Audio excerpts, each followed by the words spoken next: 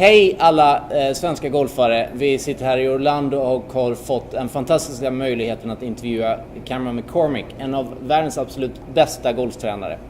Cameron, thanks very much for meeting with Golfway here in Orlando. It's fantastic to see you. Yeah, my pleasure, and hi to everyone in Sweden.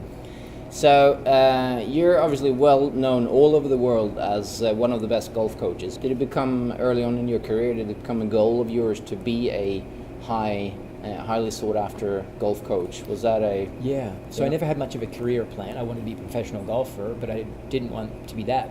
Before I wanted to be a professional football player. Yeah. There was no business plan, but what I did do is I would periodically sit down and write down lists of things that I wanted to achieve.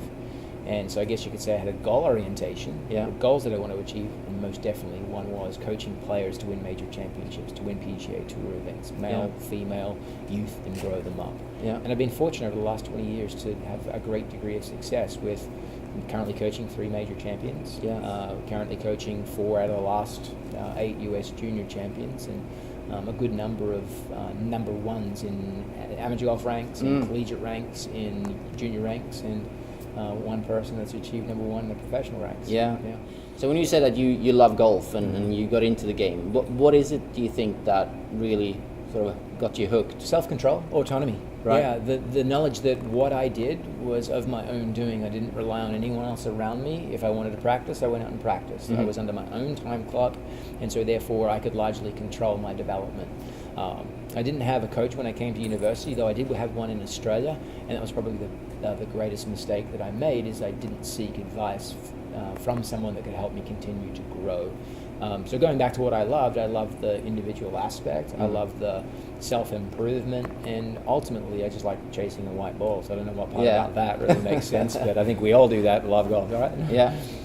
And then you got into coaching. And so how did you transfer that love of golf into coaching? Right, so I played in college, relatively unsuccessful. I played in some events, turned that into 2 years of professional golf, where we talked just before about 2 zeros and made 0 money, and I made 0 cuts. Right. So therefore I had to do something else. Economics forced me into having to get a job, and so being in love with golf, I still wanted to teach or be involved, and that involvement was teaching. So I turned to teaching, and I started teaching probably really poorly, trying to change swings like I was trying to change my swing when I was a professional. Failed attempts, failed performance. And then in about 2 years into teaching, I decided to write some letters to some really prominent golf coaches around America and just go shadow them, be a fly on the wall, and experience what it was that was different between what I was doing versus what they were doing. And so that's probably the biggest kind of PhD in high performance or better coaching that I could ever suggest anyone do, is go and watch the best if you're able to, if you have access to them. And it doesn't have to be the best in America. It's someone who's known in your area, in Sweden, or if it's anywhere else in Europe, as a coach that gets, or an instructor that gets really effective results. Sometimes that might be effective results in improving swings. Sometimes that might be effective results in improving scores. I think all of it's necessary. And I think also what's necessary, what I've tried to do over the years, from those early days of mistakes, which quite frankly gave me opportunity to look elsewhere for opportunities to improve, is seek information and knowledge from outside the normal kind of sphere of the golf industry into sports psychology, into what other great coaches do in other sports, into neuroscience, to understand that the computer up here controls the directions to the arms and therefore the club and therefore the ball. So I seek knowledge outside of or within a really, really broad sphere. When you say that you seek information outside of the norm of golf, where, if you could give us your 2 biggest inspirational or 3 biggest inspirational sources where you go to feed your hunger for more knowledge and more information to then give to your clients? Yeah, I think that I would pinpoint one person initially, and that was Dr. Paul Schempp, who's essentially a professor in expertise, how people can become great at whatever they decide to do. And I wrote him an email pretty early on, probably 15, 18 years ago now, and said, if I wasn't able to go to university, but yet I wanted to kind of do my own self-study. What sources of information would you then send me to? And he gave me a litany. Basically, he gave me the syllabus of the 3 to 4 years of what it would take to get a master's in understanding expertise and the cultivation and development of expertise. So that was the source number one. And source number two was the rabbit hole of the internet. Yeah. Where you just read something and then all of a sudden that turns into multiple links that chase you down, kind of getting lost in Wikipedia, I guess. So Wikipedia turns into Google Scholar, which turns into research papers, and then I try and figure from those research papers, which are most often hard to kind of turn them into normal language. Digest and And I try to turn that into, well, how would I apply this in practice with a 15 handicap that's standing in front of me? And so then it becomes the process of turning knowledge that exists in your mind into the experience of doing and seeing if it works. And if it doesn't, well, it goes, rubbish. Okay, let's try something different. If it does, it goes into my playbook. And I use the expression as coaches, we need to have a really, really deep playbook. And playbooks in America, if you've ever watched NFL, the coaches sit on the sideline with a huge sheet of paper. And it's massive. Got list after list after list after list of offensive, defensive, and special teams plays. And I think that's what we have to have as experienced coaches. So did you start to build your own playbook quite early in your career? Well, for sure, you have to. You have to recognize what things are seeing success or yielding success versus those things that aren't yielding success. And so documenting those things, if you're not of a capacity that can remember them and recall them, is essential. So I have a bunch of documents of drills and games that I just presented on here today that Corey and I presented on, but also just as much the certain things that I find successful to change idiosyncrasies or challenges in movement in the swing. Yeah, and when you look at the players that you worked with, it's a big variety, and it's not only the top PJ or LPGA, like you say. There's also a lot of junior players. How do you, and obviously perhaps the most famous one to our Swedish viewers is Jordan Spieth. Sure. How do you apply what you and Jordan work together on to the average golfer? What can you give, like a 15 or 20 handicapper who watches here? What can they take away from the work you and Jordan do together? Yeah, I think what I do with Jordan has direct application to an average player. I think that what the difference would be only that the tolerances are much wider versus smaller tolerance for inaccuracies in impact or inaccuracies in movement. So Jordan and I change and maintain and monitor swing mechanics just like any player needs to.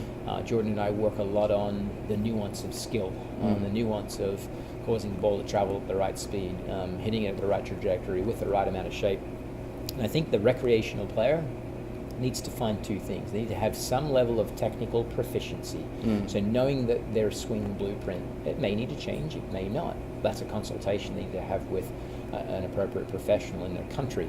But then beyond that, once they have some stability in being able to make solid contact, whether the ball's flying right to left or left to right, I'm impartial to, as long as they know what it's doing and how much it's doing it.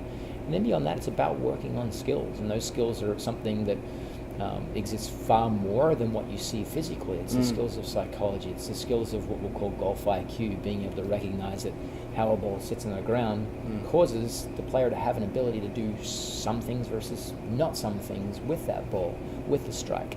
It's the recognition about wind conditions and how they influence the ball, and moisture in the air. So the list could go on in specialized skill differences that really don't take much more than just the experience of, or the gathering of the knowledge and applying that knowledge. It doesn't take swing change to improve score.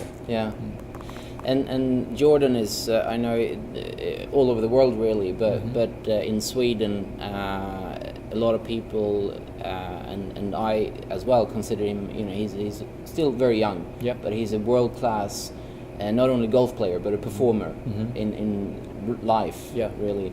Do you and Jordan work on not only the golf-specific areas in your relationship, but is it life in general as well? Yeah, he gives me great honor. He gives me great a length of trust to color beyond the boundary of we need to do this in your swing, to color in the outside those boundaries into skills that we just talked about, into psychology, into the tactics that he and Michael would move in or put together in terms of a game plan to attack a golf course. And then beyond that, it's just about being a friend. It's about both of us having a discussion about what's best for him and what's best for us as a team. So he pays me the great honor of saying that Cameron does a lot of the work that other players would outsource to other professionals. I'm not knocking the fact that it's necessary to outsource for other professionals, but to this point, what we've had is great success, keeping a pretty nice tight knit of a small number in the team. Yeah, you coach Jordan in pretty much all areas. All domains, yeah. Yeah. Mm-hmm. Yeah. So outside of equipment, he relies on the great staff in the Tour of titles to do all the equipment, and they bounce ideas off me. But quite frankly, their experience level is up here, and my knowledge is down here, and I'm just trying to grow mine up to be there. Okay. We're a long way from it, though. In terms of picking the right coach, because we talked a bit about, it is difficult, and you and Corey talked about it earlier, and we also touched on it. Can you give a few tips there? Sure. What to look out for? How? I think there's two things that are critical: results and relatability, meaning personality. Right. Yeah. So the results, depending on the goal orientation of the player. If we're talking about a youth player that's in Sweden that wants to grow up their skills to be the next Henrik Stenson or Annika Sorenstam, then what you've got to do is you've got to seek out a coach that has either produced those results to the level that you want to climb, or seems to be producing the results at a level where ultimately the players who are coaching will climb to that level. So maybe they haven't coached Henrik or Annika yet, but they have some other youth players that you look up to, and you can see yourself climbing in the same direction as them. But just as importantly, if not more importantly than that, is the relatability and interpersonal characteristics that are critical. Do they connect on a really deep and profound level? And I think the best coaches in all of sports recognize that those profound actions of love, of care, of trust and respect for the person they're trying to seek improvement from needed to precede any call to action, any request to change a swing, any request to work harder or work smarter. Those profound actions of connection needed to be the most important things. Otherwise, the influence they can have on that person, it won't be zero, but it'll be far less tangible, far less impactful than otherwise. It lacks a foundation too. It lacks a big foundation. So relationship is key. Awesome. Cameron, thank you so much. I know we probably ran way over no time problem. here. I appreciate it. I really appreciate your time. Thank you very much. Excellent. Vi signar off tillsammans med Cameron från Orlando. Tack för att ni tittade. Hej då.